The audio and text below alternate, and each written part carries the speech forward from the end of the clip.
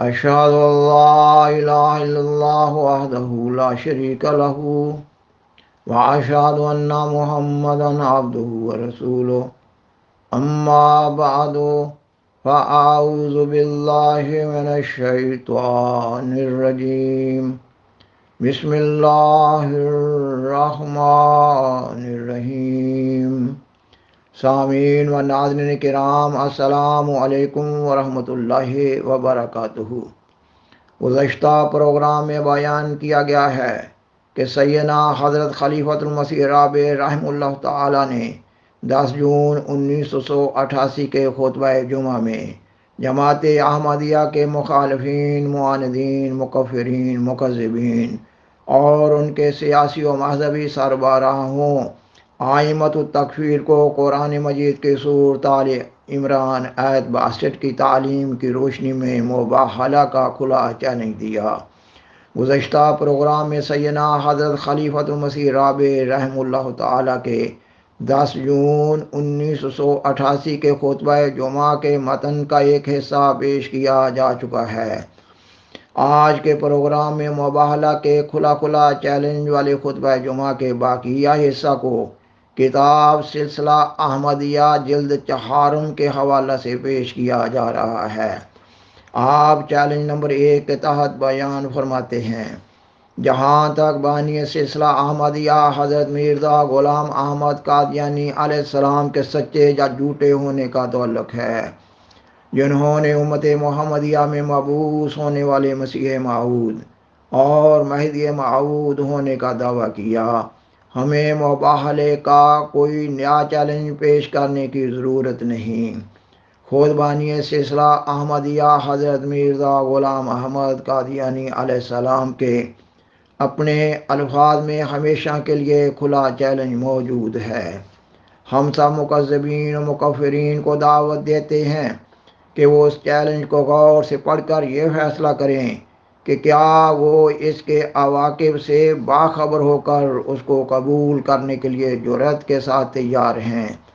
آپ کے الفاظ میں وہ چیلنج حسب ذیل ہے: ہر ایک جو مجھے کذاب سمجھتا ہے، اور ہر ایک جو مکار اور مفتری خیال کرتا ہے اور میرے دعویٰ مسیح موعود کے بارے میں میرا مکذب ہے، اور جو کچھ مجھے خدا تعالیٰ کی طرف سے وحی ہوئی اس کو میرا افطرا خیال کرتا ہے، وہ خواہ مسلمان کہلاتا ہو یا ہندو یا آریہ یا کسی مذہب کا پابند ہو، اس کو بہرحال اختیار ہے کہ اپنے طور پر مجھے مقابل پر رکھ کر تحریری مباہلہ شائع کرے کہ میں خدا تعالیٰ کی قسم کھا کر کہتا ہوں کہ مجھے یہ بصیرت کامل طور پر حاصل ہے کہ یہ شخص اس جگہ تصریح سے میرا نام لکھے جو مسیح موعود ہونے کا دعویٰ کرتا ہے، در حقیقت کذاب ہے، اور یہ الہام جن میں سے بعض اس نے اس کتاب میں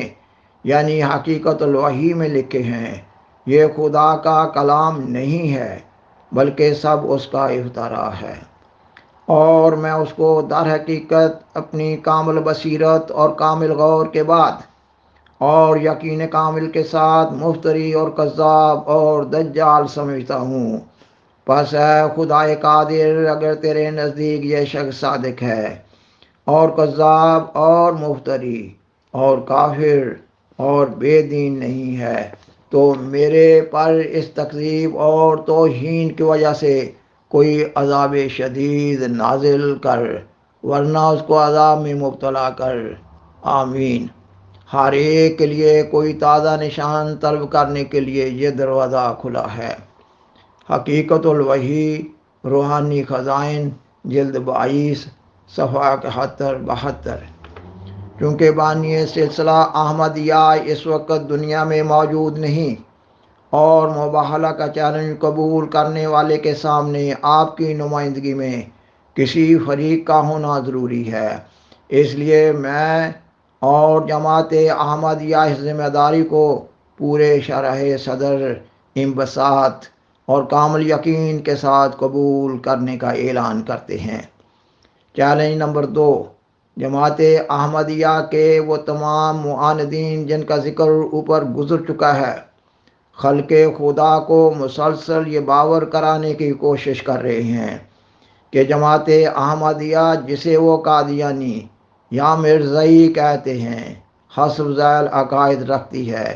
ان کے نزدیک الف یہ جماعت دعویٰ کرتی ہے کہ اس کے بانی مرزا غلام احمد قادیانی خدا تھے، خدا کا بیٹا تھے، خدا کا باپ تھے، تمام انبیاء سے بشمول حضرت محمد مصطفیٰ صلی اللہ علیہ وسلم افضل اور برتر تھے۔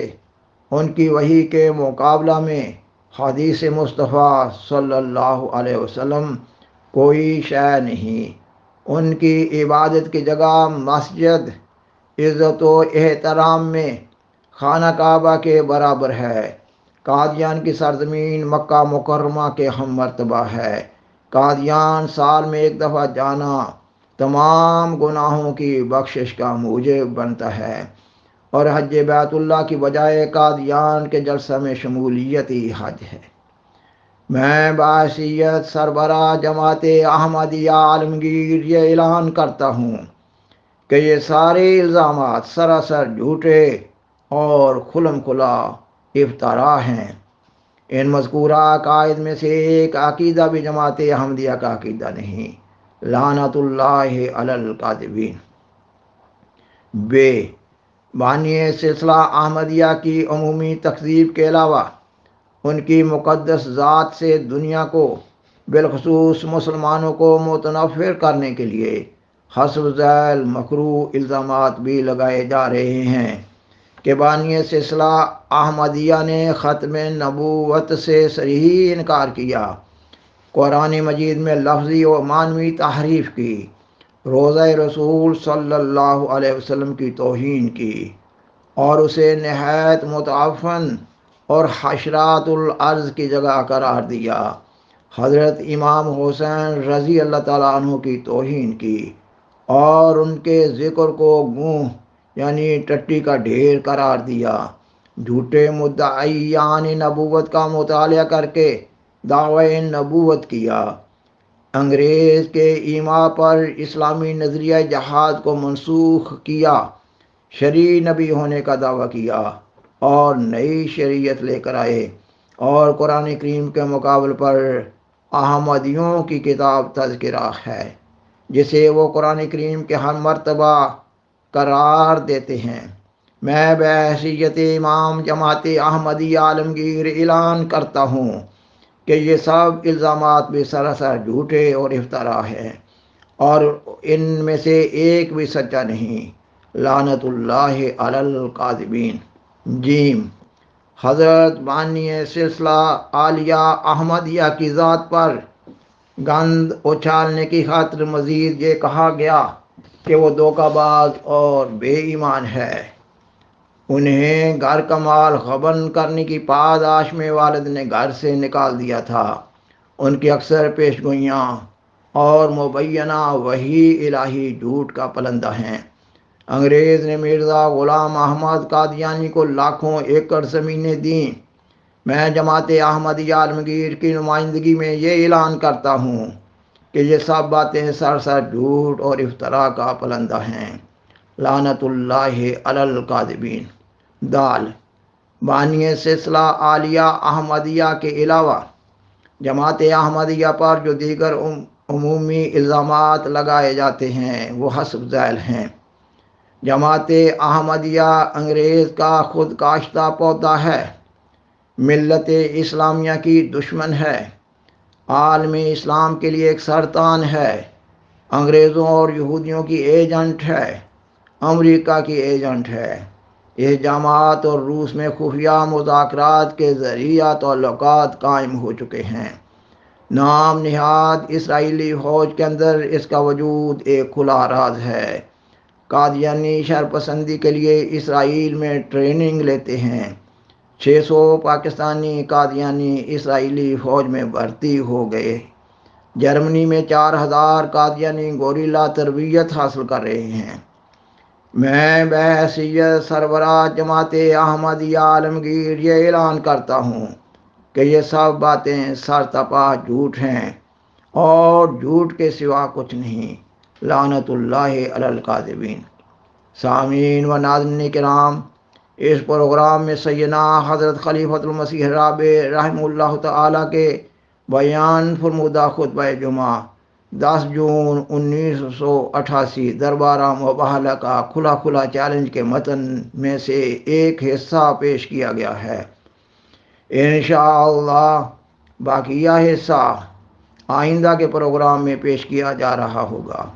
آج کے پروگرام میں جو حصہ پیش کیا جا سکا ہے، اس میں معاندین جماعت احمدیہ کے سیدنا حضرت مسیح موعود علیہ السلام اور جماعت احمدیہ کے خلاف سراسر انتہائی جھوٹے الزامات اور بہتانات کا ذکر کیا گیا ہے۔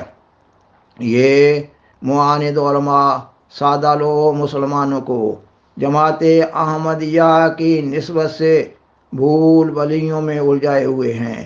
اگر کوئی حساس دل اور ذی شعور مسلمان اپنی انتہائی گہری تحقیق کے بعد صداقت احمدیت کو قبول کرنے کی توفیق پا جاتا ہے تو پھر اس پر عرصہ حیات تنگ کر دیا جاتا ہے۔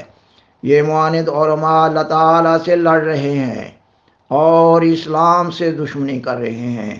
یہی وجہ ہے کہ سیدنا حضرت محمد صلی اللہ علیہ وسلم نے حضرت امام مہدی و مسیح موعود علیہ السلام کے مخالف علماء کو بدترین مخلوق کا نام دیا ہے۔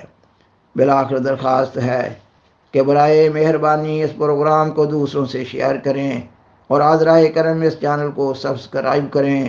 جزاکم اللہ تعالی احسن الجزا وآخر دعوانا ان الحمد للہ رب العالمین۔ والسلام علیکم ورحمۃ اللہ وبرکاتہ۔ شکریہ۔